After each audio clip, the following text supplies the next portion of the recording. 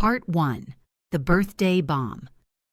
My name is Bridget Preston, and at 34, I carry a title I never thought would belong to me: widow. 3 months ago, my husband Adam kissed me goodbye on a Tuesday morning, grabbed his travel mug, and left for work in his usual navy suit with a tie he never quite managed to straighten. By lunch, he was gone.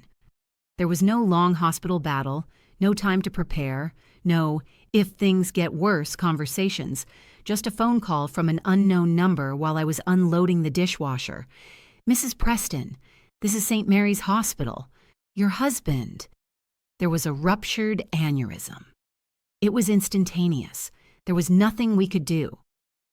I remember staring at the white plates in my hand, wondering why they were still intact when my whole life had just shattered. The days after that blurred together.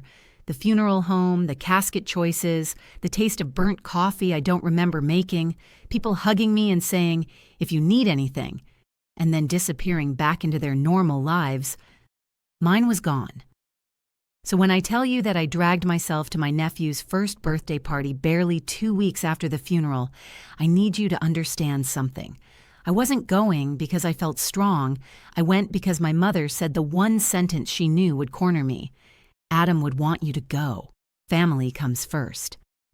I thought the worst thing that could happen was someone telling me black was too depressing for a baby party. I was wrong.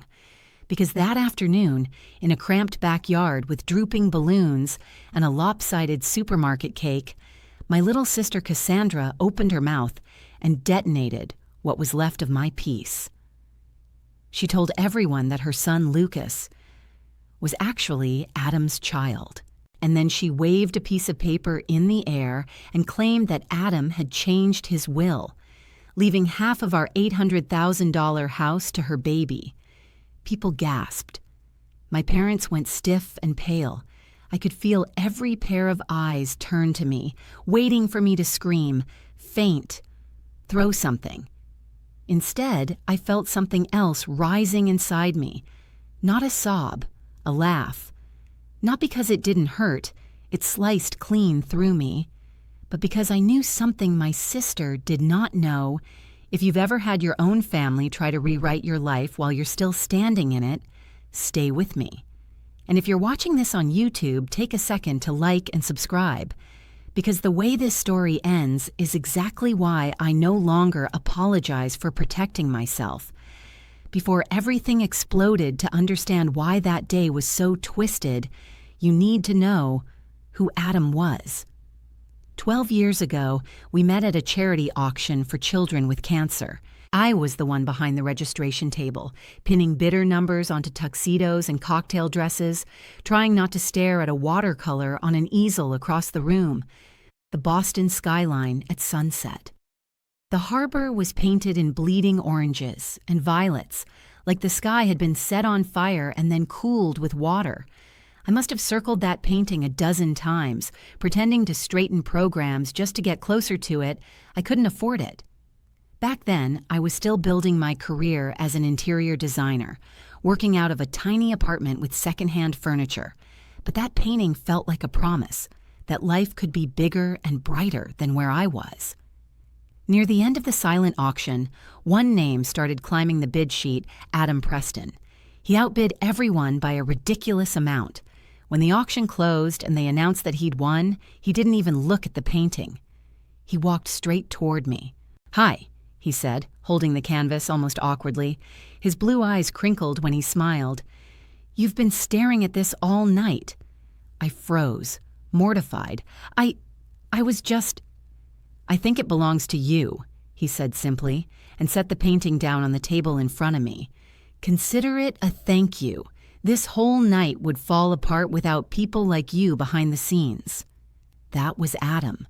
Thoughtful in ways no one else noticed, generous where no one was looking. The kind of man who remembered waiters' names and asked security guards how their kids were doing. I agreed to dinner the next night. By dessert, I knew I was in trouble. I'd never felt so instantly at home with someone I barely knew.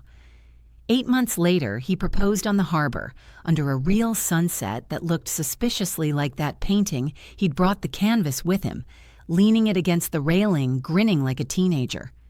"I thought it should be here for this," he said, "since it started all of this." I said yes with my whole heart. The house, the dream, and the missing piece. We bought our house, an old brick Victorian in Beacon Hill. A year after the wedding, it was overpriced. The inspector called it a project. The basement flooded if you looked at it wrong, but the ceilings were high. The staircase curved like something from an old movie, and there was a little square of yard in the back where I pictured children playing with chalk and plastic buckets. We stretched every dollar to get that place. Adam had just made partner at his firm, and I was starting to build a reputation in interior design. We told ourselves it was an investment in our future family, the family that never came.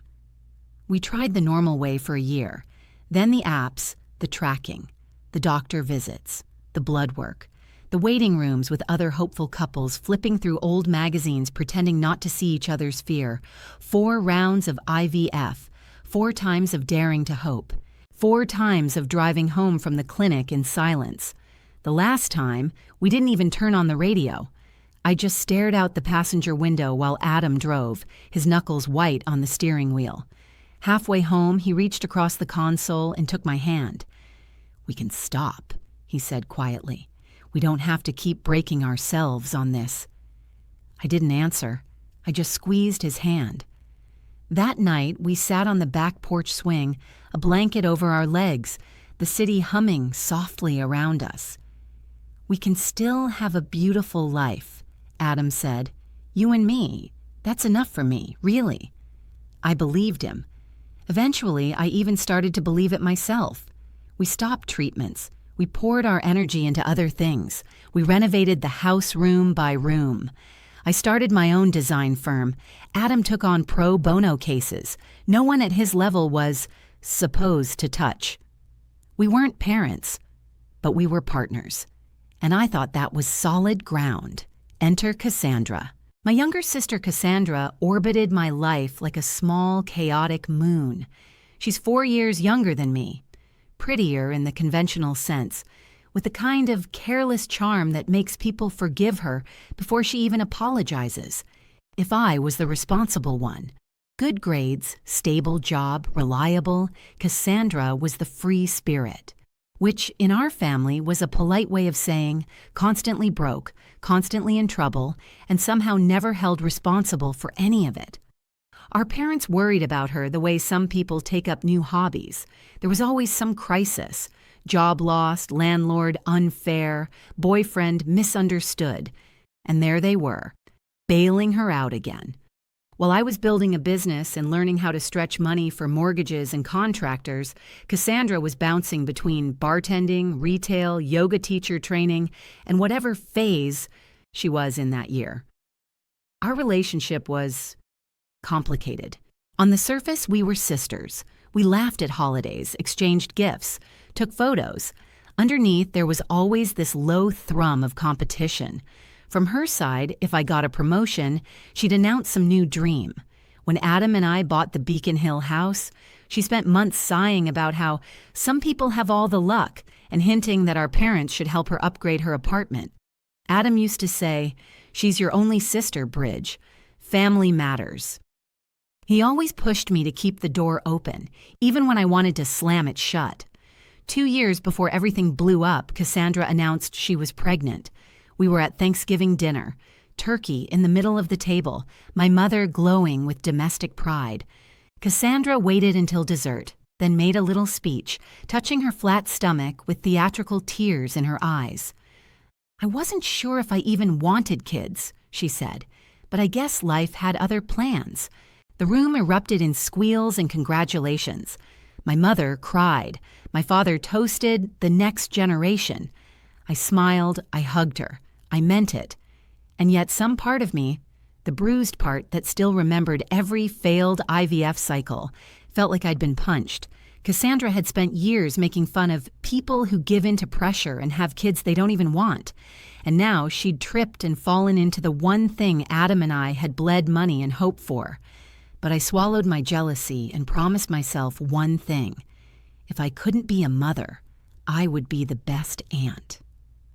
When Lucas was born, I was at the hospital with flowers and a handmade blanket I'd knitted in secret. Cassandra looked exhausted and overwhelmed, her hair stuck to her forehead, her voice hoarse as she joked about never sleeping again. From day one, she called me constantly, "He won't stop crying." "I don't know if this rash is normal. Can you come over? Just for an hour? I need a shower or I'm going to lose my mind." I came, again and again. I rocked Lucas. I changed diapers. I paced tiny apartments in the middle of the night so she could close her eyes for a few hours. Adam was always kind, but distant. He'd coo at Lucas from across the room, pull faces, make him giggle. But he never held him for long. I assumed it hurt too much. That having someone else's baby in his arms was a cruel reminder of what we'd lost. I didn't push it. If I'd looked closer, if I'd asked more questions, maybe I would have noticed different cracks forming. The Tuesday that ended everything. The morning Adam died was painfully ordinary. He stood in the bathroom doorway complaining about a headache while I tried to tame my hair into something that looked like I hadn't slept with my face in a pillow. "You should stay home," I said, watching him rub his temple. "You look pale." "I've got a client meeting, I can't move," he said. "I'll take something and power through. It's just a migraine." He kissed my forehead, grabbed his coffee, and joked about bringing home dinner so I wouldn't burn the kitchen again. A running joke ever since I'd nearly set a dish towel on fire trying to flambe something I had no business flambeing. By noon, my phone rang. By 12:30, I was staring at his still body in an emergency room, the sound of machines humming around a man they were no longer trying to save. I don't remember the drive home. I do remember walking past the painting of the Boston skyline in our hallway and wanting to rip it off the wall because I couldn't believe a single object could survive what my life hadn't. The funeral came and went in a fog. Cassandra showed up late, left early, and spent most of the time on her phone. She texted me a few "sorry, sis" messages. Mostly, she said she couldn't come over because Lucas was sick or Tyler had the car. I didn't have the energy to be angry. I didn't really have the energy to breathe. The party I never wanted to attend. 1 week after we buried Adam, my mother called, "Don't forget Lucas's birthday is on Saturday," she said, as if we were talking about a normal week. "I don't think I can do balloons and cake right now," I answered honestly. "Honey, it's his first birthday. Cassandra will be devastated if you're not there. And Adam always said family comes first." She knew exactly where to hit. So Saturday afternoon, with eyes that no concealer could save, I drove to Cassandra's small rental in a rougher part of town. A gift bag sat on the passenger seat, tissue paper crinkling with every turn.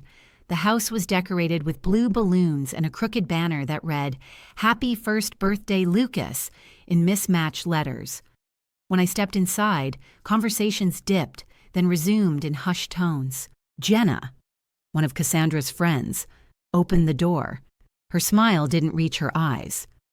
"Oh, Bridget, you made it," she said, voice tight. "Everyone's in the backyard." The living room was cramped, full of people I didn't know clutching plastic cups and pretending not to stare at me. My parents were at a picnic table outside, looking like they were sitting on thumbtacks. My father stood up too quickly when he saw me. "Bridget," he said, pulling me into a hug that smelled like aftershave and worry. "We weren't sure you'd come." "I'm here," I said, placing the gift on the table. "Where's the birthday boy?" "With Cassandra," my mother murmured, not quite meeting my eyes. "They're getting ready for cake." People kept offering me that tilted head look, the one that says, "You poor thing, and please don't cry on my shoes." At the same time, I sipped flat soda and pretended I didn't notice conversation stopping when I walked by. After about 30 minutes of awkwardness, Cassandra finally emerged from the house, carrying Lucas on her hip. She looked different. New dress, fresh highlights. Makeup done like she was attending a red carpet, not a backyard cookout. Lucas was adorable in a little button-up and suspenders, oblivious to the tension. Smacking his hands together at the sight of the cake, Cassandra didn't hug me. She barely nodded in my direction. She put Lucas into his high chair, then picked up a plastic spoon and tapped it against her cup. "Can I have everyone's attention for a moment?" she called out. The chatter died down. My mother stared at her lap. My father cleared his throat and sat back down. "First," Cassandra said with a bright smile, "thank you all for coming to celebrate Lucas. This year has been full of surprises." There was a murmur of polite agreement. "I've been keeping something to myself," she continued, "but with everything that's happened recently, I don't think it's fair to keep it quiet anymore." A cold wave washed over me. My grief-fogged brain tried to blame it on lack of sleep. She rested one manicured hand lightly on top of Lucas's head. "Lucas isn't Tyler's son," she said clearly. "He's Adam's." The world tilted. For a heartbeat, nobody spoke. Somewhere, a child laughed. A balloon popped. I heard a sharp inhale next to me. My father. My mother's hand flew to her mouth. Somewhere behind me, someone whispered, "Oh my God." Cassandra pressed on, acting like she was announcing a surprise engagement. "2 years ago," she said, "Adam and I made a mistake, a brief affair.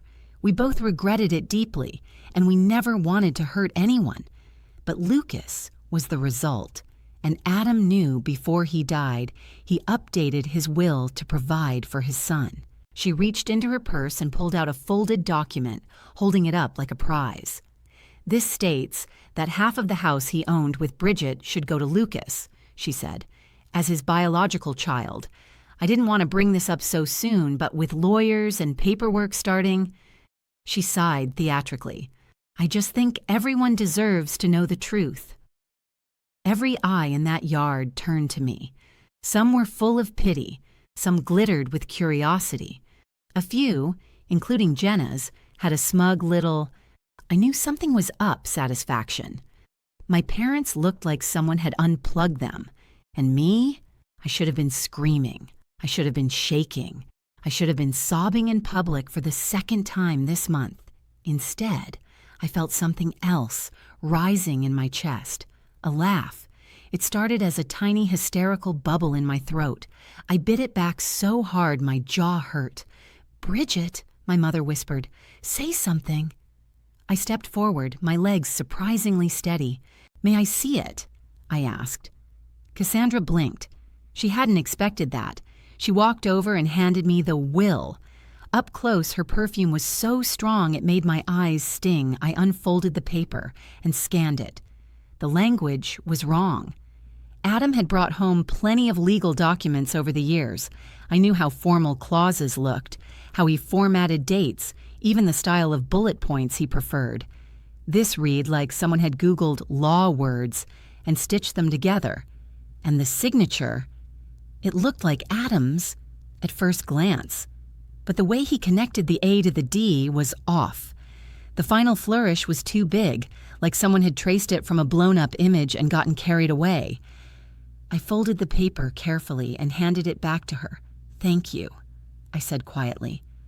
"I think I've heard enough for today." "That's it?" Cassandra asked, thrown off. "You're not going to deny it?" "Not right now," I said. "This is Lucas's birthday, remember? I'm not going to make a scene." I turned to my parents. "I'm going to go," I said. "I'll call you both later." No one stopped me. As I walked through the house, I could feel the whispers starting again, louder now, tasting of scandal. I made it to my car, closed the door, and sat there with my hands on the steering wheel, staring at my own pale reflection in the rearview mirror. Then I laughed. It burst out of me. Ugly, half-sobbing, half-hysterical laughter. Tears streamed down my face, but they weren't just grief anymore. They were disbelief, rage, and something else, relief. Because here's what Cassandra didn't know when she stood in that yard telling everyone that my dead husband was her secret lover. She didn't know that what she was claiming wasn't just cruel. It was impossible. And Adam had made sure I'd be able to prove it. Part 2. The truth. Adam never told my sister. Driving away from that birthday party, my hands were trembling so hard I almost pulled over twice. I wasn't shaking because I believed Cassandra. I wasn't shaking because of humiliation or fear. I was shaking because I suddenly realized Adam had been right about her all along, and because now I had to open the one thing he left behind that I had prayed I'd never need. I pulled into my driveway, our driveway, and the house seemed bigger and emptier than ever. I sat in the dim kitchen with a glass of water I couldn't force myself to drink. Then I drove straight to the bank. The manager recognized me instantly. He'd sent Adam and me anniversary cards every year with a scribbled note about how young couples like you give me hope. He looked stricken when he saw me. "Mrs. Preston, I'm so sorry. Adam was a good man." "Thank you," I said.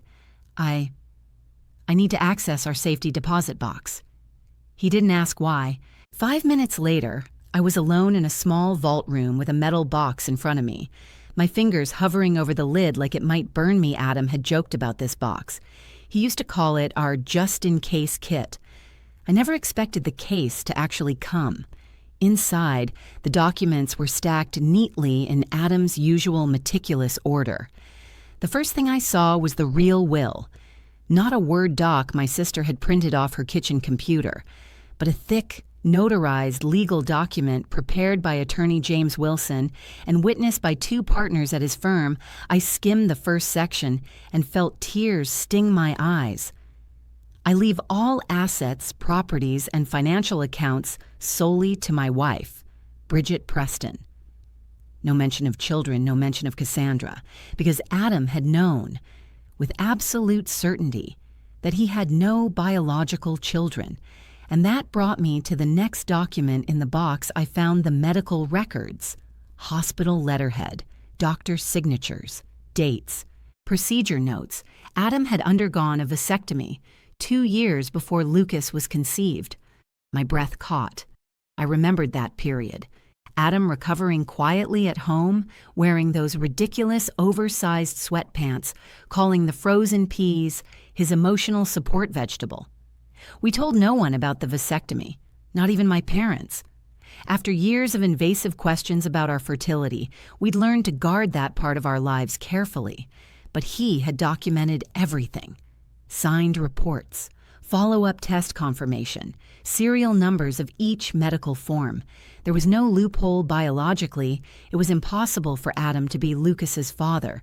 Yet my sister had proudly announced her affair with him to an entire backyard full of people, waving a fake will like it was a golden ticket. I wasn't done. At the bottom of the stack, inside a separate envelope, was Adam's handwriting. My name on the front. I knew his handwriting the way I knew his laugh. Clean, deliberate, a little slanted to the left. My hands shook as I opened it. "My dearest Bridget." His words blurred as my eyes filled with tears. "If you're reading this, it means something has happened to me. And something else has happened with Cassandra." He wrote about the night she first made a pass at him. He wrote about how she kept pushing, showing up at his office, texting him at inappropriate hours. He wrote about how my parents dismissed it when we tried to talk to them. "I don't want this to ever fall on you without warning, so I'm documenting everything. Not because I expect the worst, but because people make desperate choices." He included dates, times, screenshots of messages she'd sent him, descriptions of incidents he'd recorded in a journal, also stored in the box. My heart broke reading how burdened he'd been while trying to protect me from my own sister's obsession and jealousy. And then the final lines. "If she ever tries to use Lucas or any claim of paternity to hurt you, remember the vasectomy. Remember I loved only you. Use the truth. Protect yourself. And keep living. Because you deserve a life that's full even when mine ends." By the time I finished reading, the letter trembled in my hands. I pressed it to my chest, feeling the ache of missing him wash over me. His love was still protecting me, even now.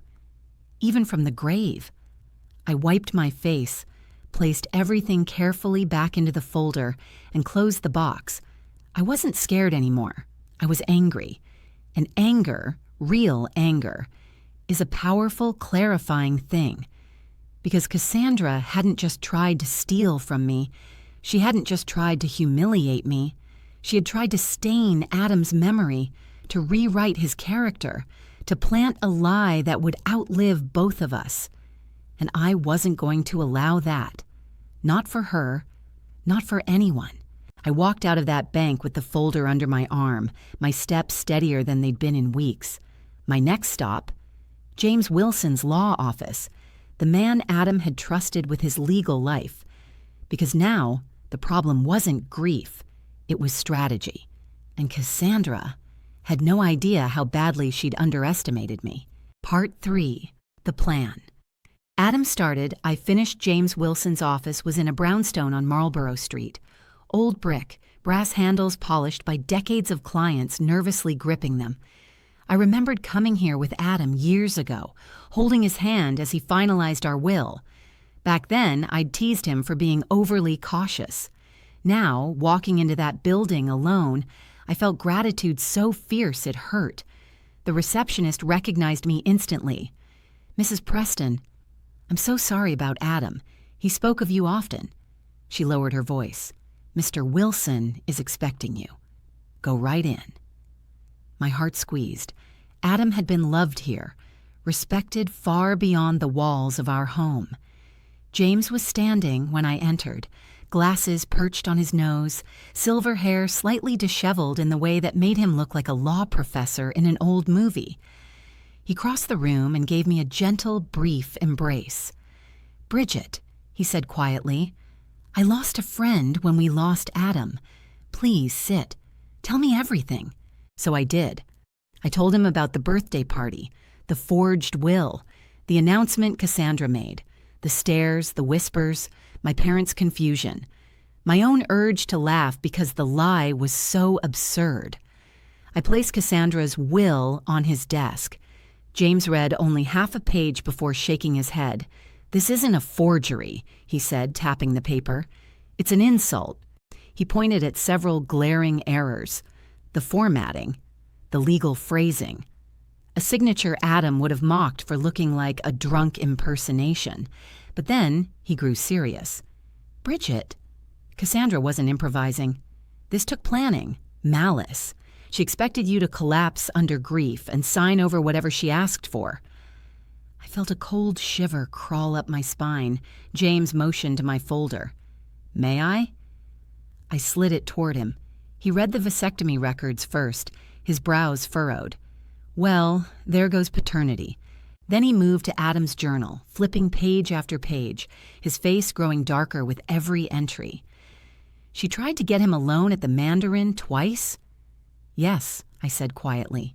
"He told me, but we kept it between us." "And she visited his office uninvited?" "3 times." James exhaled slowly. "This is worse than I thought." He opened Adam's letter last, reading it silently, respectfully, as if Adam were still sitting there beside him. When he finished, he closed it gently. "Your husband was extraordinary," he said softly. "I've handled hundreds of estate cases. I've never seen a man prepare so thoroughly to protect his wife from her own sister." My throat tightened. I nodded, unable to speak. Then James straightened his posture, switched into lawyer mode, and said, "Bridget, we need to know why Cassandra is doing this people commit fraud for 2 reasons, greed or desperation, and I suspect both." He paused, then added, "I want to bring in someone who can dig deeper than we can." "Who?" "Frank Delaney, ex-detective, private investigator. He does the work lawyers can't." I nodded. "Call him." The investigator Frank arrived an hour later, early 50s, stocky, with a face that had seen enough darkness to stop being surprised by people. He slid a notebook from his jacket. "Mrs. Preston, I'm sorry for your loss. Let's get right to it." He asked questions like he was stitching a crime scene together. Cassandra's past relationships, her history with money, her job instability, her behavior before and after Lucas's birth. Tyler, the supposed father. I realized with a sinking feeling how little I truly knew about my sister's daily life. She and I had grown apart long before Adam died, long before Lucas. Frank closed his notebook. "I'll need 3 days. If your sister is up to something, I'll find it." He stood, nodded to James, and left my stomach twisted. I thought I was ready for whatever truth he would uncover. I was wrong. 3 days later, when James called me back to the office, his voice had that tone, the one people use when they're trying to keep their emotions behind professional walls. Frank was already there when I arrived, sitting at the conference table with a stack of documents. "Bridget," Frank began slowly, "what I found paints a troubling picture." I braced myself. Frank laid out the facts one by one. 1. Cassandra was drowning in debt. Over $75,000 in credit cards, high-interest loans, unpaid bills. 2. She had received an eviction notice, 4 months behind on rent, 2 weeks from being kicked out onto the street. 3. Lucas's medical bills were piling up. His heart condition required treatment she couldn't afford. 4. Tyler had abandoned them, moved to Seattle with a new girlfriend, barely sent $200 per month in support, had a domestic violence case, and a warrant from out of state. I pressed a hand to my mouth. "Frank, Cassandra never told us any of this." "She didn't want anyone to know," he said. "So she made a plan, a desperate one." Then he slid a printout toward me, a screenshot, a text conversation between Cassandra and her friend Jenna. I leaned forward and felt my stomach drop.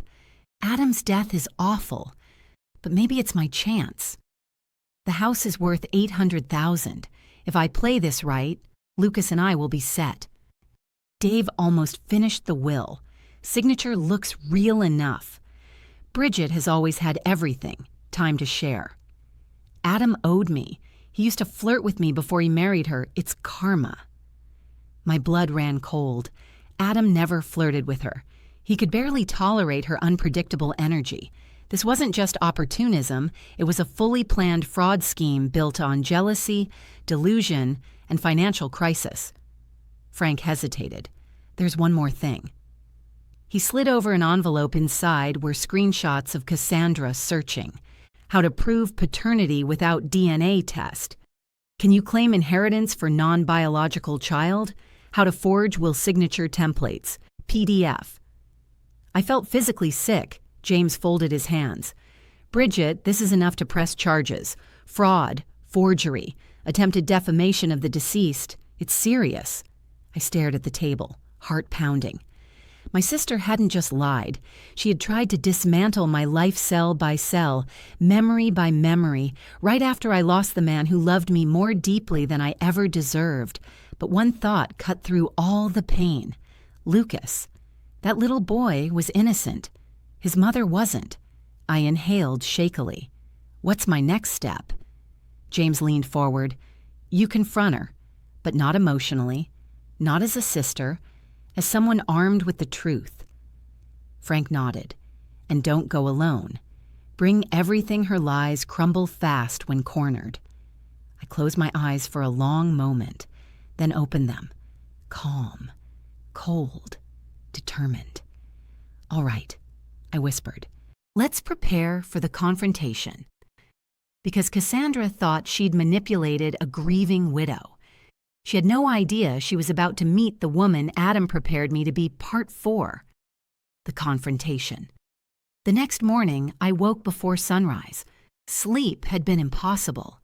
I lay in bed staring at the pale outline of the ceiling, listening to the silence Adam used to fill James's instructions echoed in my mind. Speak calmly, speak clearly, present facts, not feelings. That was the hardest part, removing emotion from something so deeply personal. But if Adam were here, he'd want me to handle this with dignity, not rage. By noon, I had arranged every piece of evidence on the coffee table in neat stacks. Adam's real will, the forged will, the vasectomy records, Frank's investigative report, screenshots of Cassandra's messages, Adam's journal entries, a recording device. Every document represented a wound Cassandra had inflicted, and everyone was also a shield. At 1:59 p.m., the doorbell rang. I inhaled deeply, then opened the door. Cassandra stood there looking polished. A fresh blowout, new shoes, a fitted coat that didn't come from her usual discount stores. Her confidence radiated off her in waves. She truly thought she had won. "Bridget," she said with that practiced sweetness, "I knew you'd do the right thing." I stepped aside. "Come in." The room, I led her to the living room where two chairs faced each other with a small table between them. It felt like a negotiation room at a law firm. Cassandra laughed lightly. "Wow, very official." I didn't smile. Before she sat, I gestured to the device on the table. "I want to record our conversation for your protection and mine. Since this involves legal claims, we both deserve a clear record." Cassandra hesitated, then shrugged. "Fine, I have nothing to hide." I pressed record, stated the date, time, our names, and her verbal confirmation. She crossed her legs, her posture smug. "All right," she said. "Shall we discuss how to divide the house?" I sat down slowly. "No, we're going to discuss the truth." Her story begins to crack.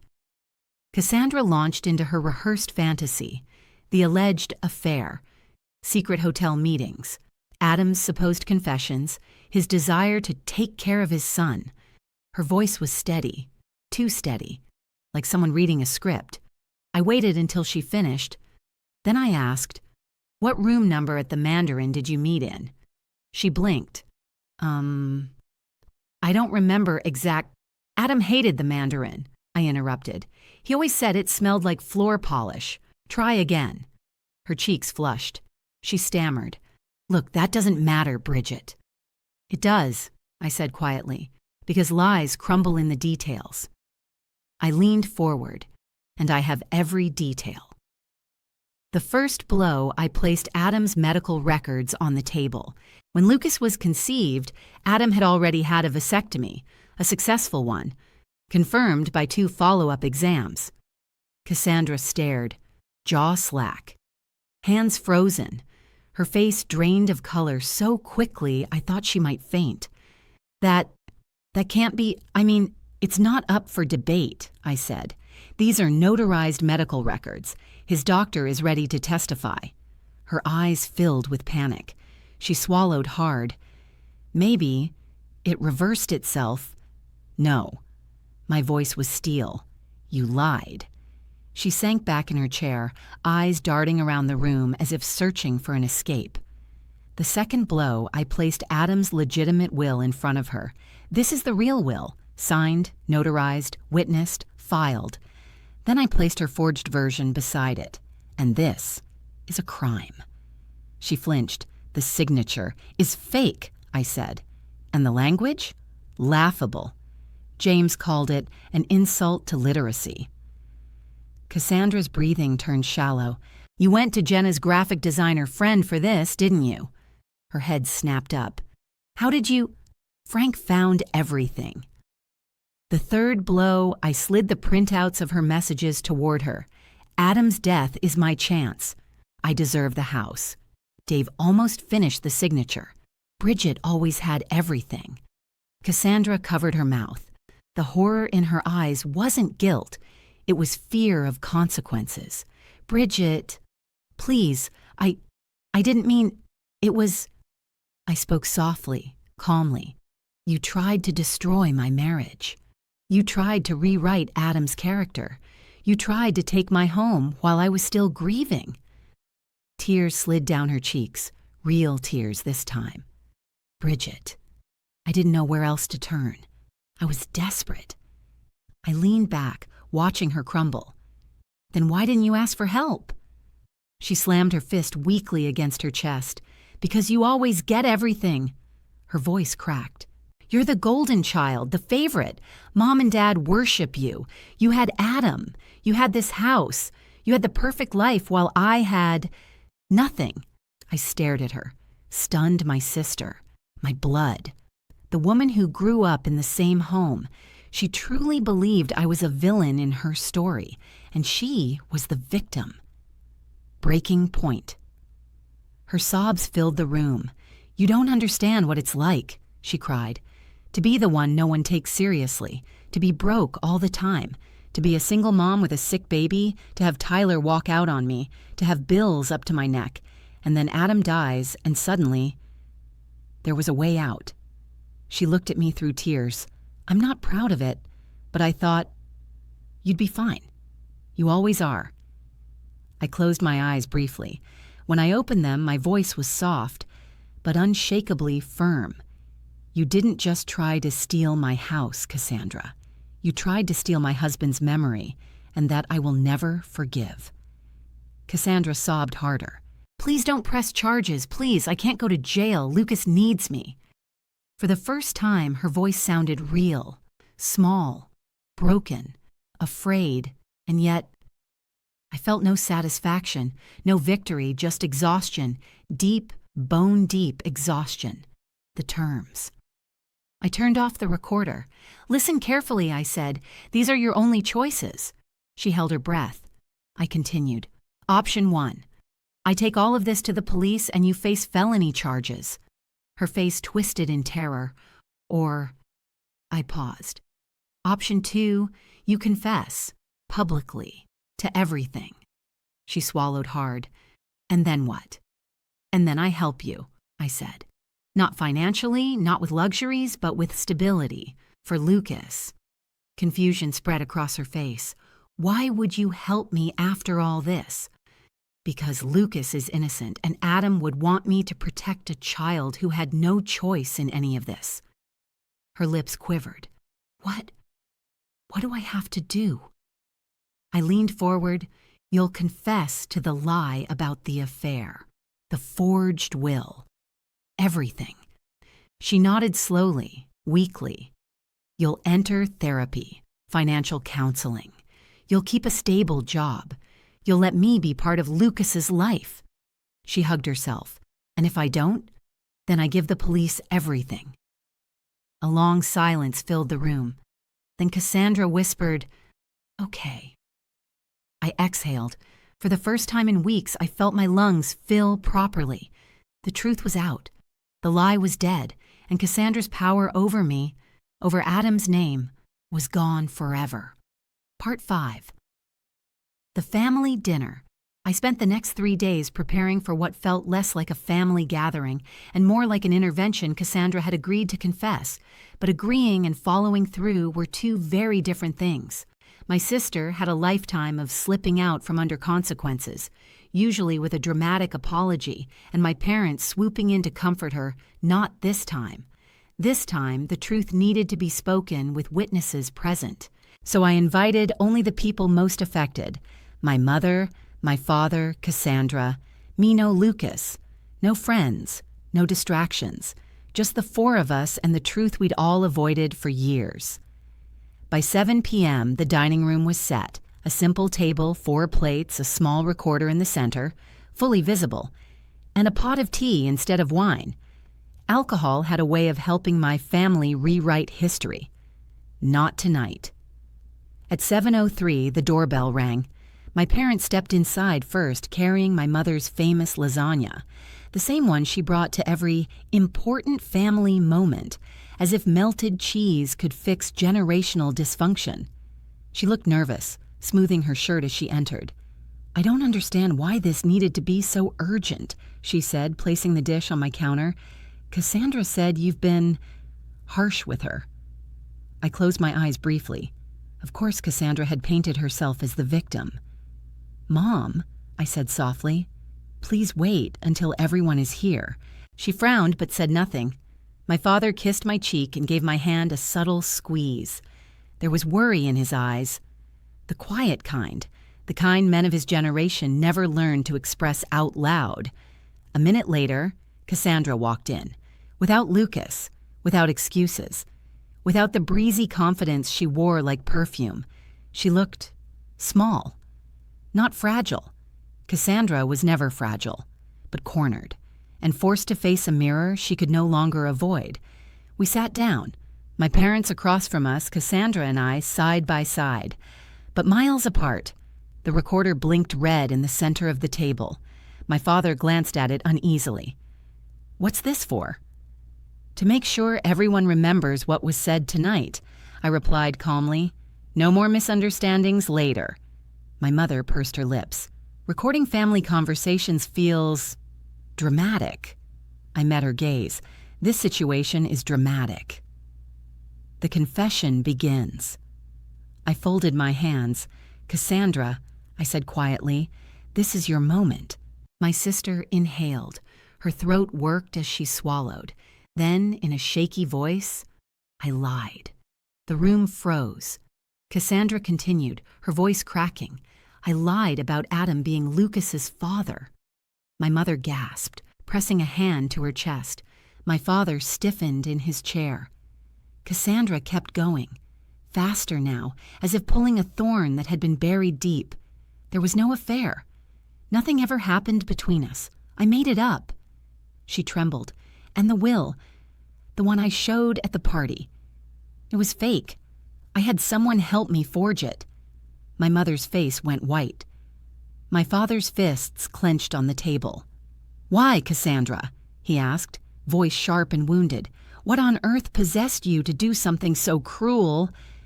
Cassandra's eyes filled with tears. I was desperate, she whispered. My rent is months overdue. Tyler left. Lucas's medical bills keep growing. I didn't know what else to do. I watched my parents' faces break. Two people who had spent 30 years excusing Cassandra's behavior, finally seeing the truth without its costume. Cassandra sobbed harder. I wasn't thinking straight. I wanted a way out. My turn. My mother turned to me, panic in her eyes. Bridget, you're not really going to have her arrested, are you? There it was. Not, are you okay? Not, what she did to you was horrifying. But, don't punish your sister. A familiar ache rose in my chest. The bruise of a lifetime of being the self-sufficient daughter, the one expected to absorb the hurt so the family didn't have to look at the mess. I looked directly at her. I could, I said softly. I have everything I need. Forgery, fraud, attempted theft. Cassandra flinched.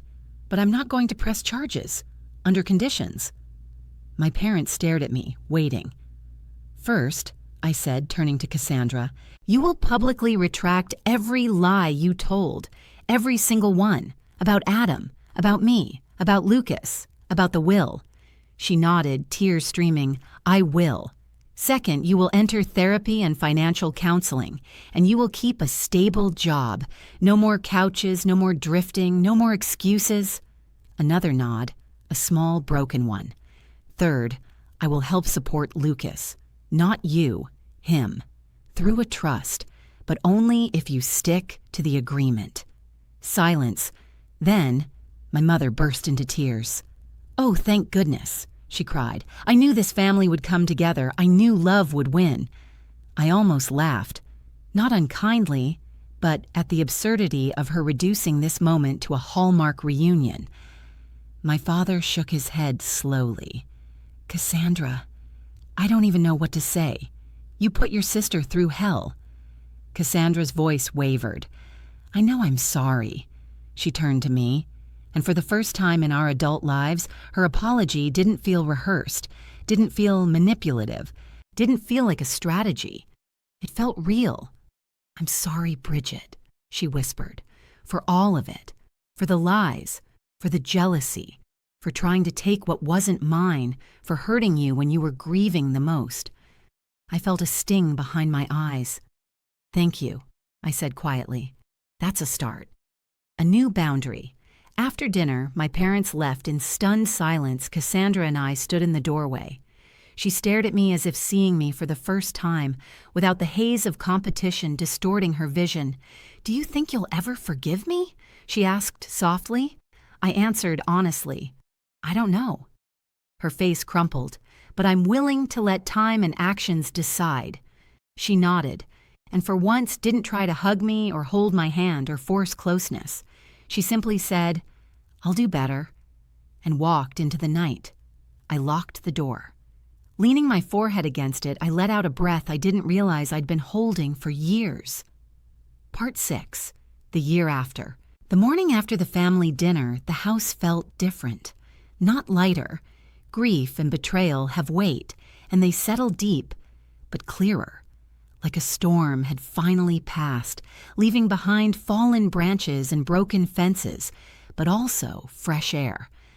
I made myself tea, wrapped my cardigan tighter around me, and stood at the kitchen window watching the light fill Adam's old garden. It had been 11 months since he died, and for the first time, the quiet didn't terrify me. It simply was, the trust fund. Within a week, James Wilson finalized the legal documents.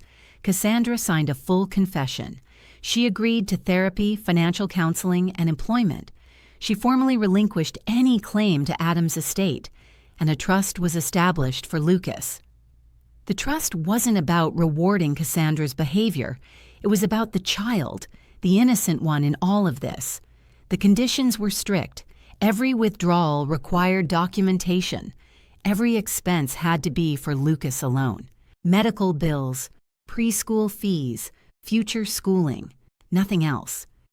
If Cassandra violated the agreement once, the support ended. James handled it with quiet precision, the way Adam once would have. Sometimes I wondered whether Adam foresaw something like this when he kept that disaster preparation box.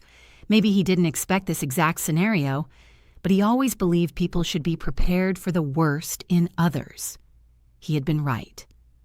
Cassandra, in therapy. To my surprise and my guarded relief, Cassandra kept her word. She started therapy with a grief and trauma specialist. The first month, her sessions left her drained, hollow-eyed, and subdued. But slowly, something softened in her. For the first time, my sister wasn't running from her emotions or covering them with charm. She was sitting with them. And it was humbling her. Her therapist helped her unravel the jealousy she'd carried since childhood, the favoritisms she believed existed, the fear of failing as a mother, the shame of financial instability, the toxic relationships she'd been drawn into. It didn't excuse her actions, but it explained the brokenness behind them. And I realized something profound. Some people never grow until life makes growth unavoidable. A new job, a new version of Cassandra. 2 months after the dinner, Cassandra got a job as an office manager at a dental practice. For the first time in years, she had stability, a salary, health insurance, predictable hours, and coworkers who respected her. She even sent me a photo of her first paycheck, not as a brag, but as something closer to pride. "Trying to start over," she wrote, "trying to be better." I believed her, not blindly, cautiously, but belief was there. Sometimes cautiously, believing someone is the first step toward healing. Lucas, the light in all this. Lucas. Sweet, giggly, dimpled Lucas. He was the piece of this story that held my heart in place. I saw him 3 times a week, trips to the park, children's museum visits, afternoons reading books in my living room, slow walks with his tiny hand gripping my finger. His heart condition required monitoring, but he was thriving. A lively toddler full of curiosity. He had Adam's gentleness, though they shared no blood. And maybe that's why I loved him fiercely, because love doesn't require DNA. Only choice. I chose him, and he chose me back every time he ran across the room shouting, "Auntie B!" My parents adjust. My mother, at first, struggled with the new boundaries. She hovered. She apologized for Cassandra's behavior in ways that weren't hers to apologize for. She tried to smooth over tension with casseroles and cheerful denial, but eventually she understood. She saw me more clearly than she had in decades, strong, independent. Not a backup parent for her younger daughter, not someone to be put on the shelf when Cassandra cried louder. My father handled it differently, quieter, more introspective. He apologized to me privately one night. "Bridget," he said, clearing his throat, "I should have protected you more. All those years, I told myself you were fine because you were capable, but capable doesn't mean invulnerable." For the first time, I hugged him without holding back. Sometimes, parents grow up too. The foundation. Adam's Legacy. 3 months after confronting Cassandra, I founded the Adam Preston Legal Education Foundation, a scholarship for underrepresented students pursuing corporate law. Adam had always believed in fairness, not just legally, but morally. He mentored interns from low-income families. He donated quietly to legal aid organizations. He believed the law should be a ladder, not a wall. The foundation became my way of keeping that belief alive. At the launch event, one of Adam's former interns approached me. "Your husband changed my whole life," she said, eyes bright. "If not for him, I never would have applied to law school." I cried in the bathroom afterward, not from sadness, but from gratitude. Adam was gone, but his impact wasn't. He was still here, in the careers he shaped, the lives he touched, the love he left behind. Finding connection again 6 months after Adam's death, I met Michael. He wasn't Adam, and that was the point. Michael was gentle in ways Adam had been bold, thoughtful in ways Adam had been quick, observant in ways that felt quiet instead of dazzling. He didn't try to fill the space Adam once occupied. He respected it. We started with coffee, then long walks, then dinners, then a slow, careful companionship that didn't rush me. He once said, "You don't have to choose between honoring Adam and living again. Grief and hope can share the same home." I think Adam would have liked him, maybe even smiled his patient smile and said, "Good. She deserves someone who listens." The garden, the daffodils, the turning point. A year after Adam's death, I stood in our garden, Adam's garden. Yellow daffodils danced in the breeze, the ones he had planted 6 months before he died. He never saw them bloom, but I did. And as the wind brushed through them, I whispered, "You still protect me even now." Because he did. His foresight, his documents, his journal, his love. Steady, quiet, unwavering. They had carried me through everything. Cassandra's betrayal, the forged will, the legal mess, the grief that drowned me, and the rebuilding that slowly pulled me to the surface again. I wasn't the same woman I had been. I was more grounded, more discerning, more unapologetically protective of my peace, and for the first time in so long, I wasn't afraid of the future. Part 7. The final chapter. Boundaries, peace, and moving forward. I didn't realize how much I had changed until the anniversary of Adam's death came. I expected to break down, to collapse into the memories, to feel swallowed by the same grief that had crushed me a year earlier. But instead, the mourning felt still not painless. Grief never truly becomes painless, but familiar, like an old scar that aches when rain is coming. A reminder, not a wound. I lit a candle by Adam's photo, touched the edge of the frame, and whispered, "I'm okay, love, I promise." And for the first time, it was true, rebuilding my life, piece by piece. People. Think rebuilding comes all at once, like a dramatic movie montage. But real rebuilding? It's slow, uneven, unpredictable. Sometimes it's crying in your car for no reason. Sometimes it's laughing again and startling yourself. Sometimes it's realizing you can sleep through the night without waking up from grief. And sometimes it's standing in your own home, a home you fought to protect, and feeling safe again. My home was still mine, a place filled with memories and ghosts and joy, and the quiet hum of Adam's presence woven into every room. But it was also becoming something new. My life had space now, for healing, for peace, for people who deserved to be in it. Cassandra's slow redemption. Our relationship didn't magically heal wounds like ours don't close in weeks, but Cassandra showed up, consistently, not perfectly, but genuinely. She completed her therapy. She paid down portions of her debt. She kept her job. She learned boundaries, real ones, for the first time in her life.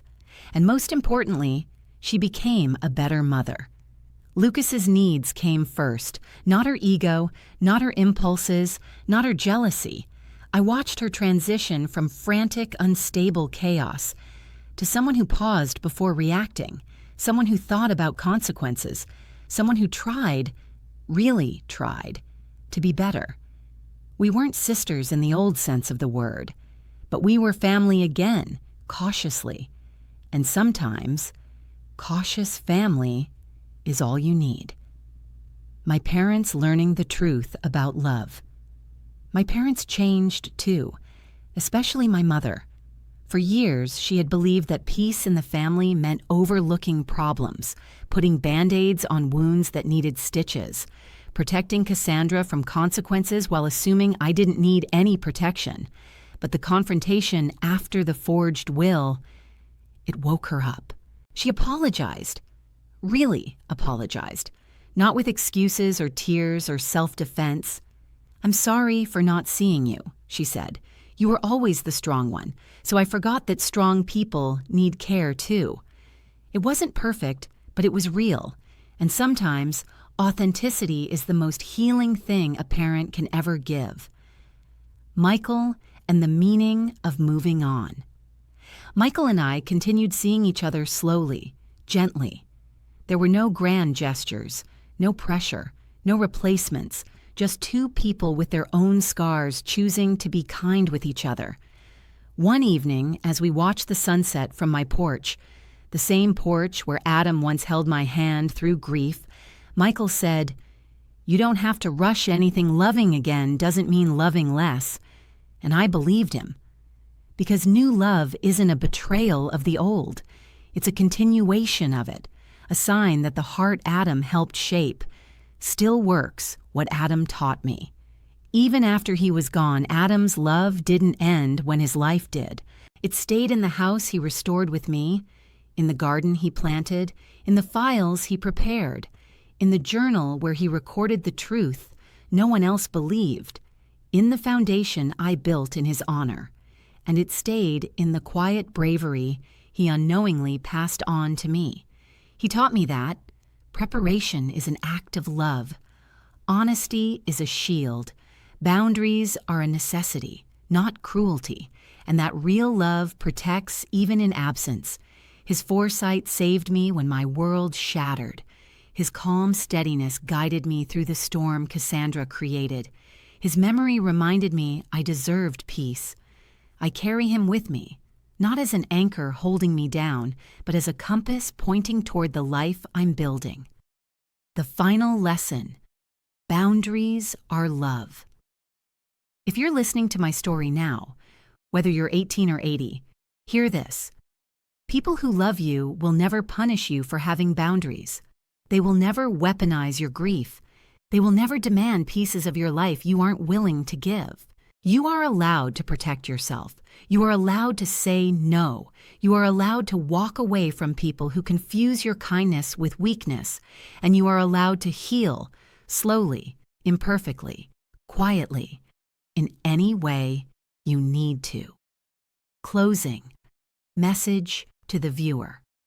So many of us grew up believing that family is everything, that blood must always be forgiven, that loyalty outranks harm. But here's the truth. Family is the people who act like family, people who support you, respect you, honor you, and never force you to shrink to make them feel bigger. If you've ever had to set painful boundaries with a sibling, a parent, a cousin, whoever it was, know this. You are not cruel. You are not selfish. You are not breaking the family. You're protecting yourself. And that is an act of courage. Healing isn't linear. It dips and rises. It hurts and then soothes. But every step, even the messy ones, count. If my story resonated with you, if you've lived through your own family betrayal, if you've had to rebuild from ashes, you're not alone. Your story matters. Your boundaries matter. And your healing matters most of all. Thank you for listening. And remember, the quietest revenge is a peaceful life.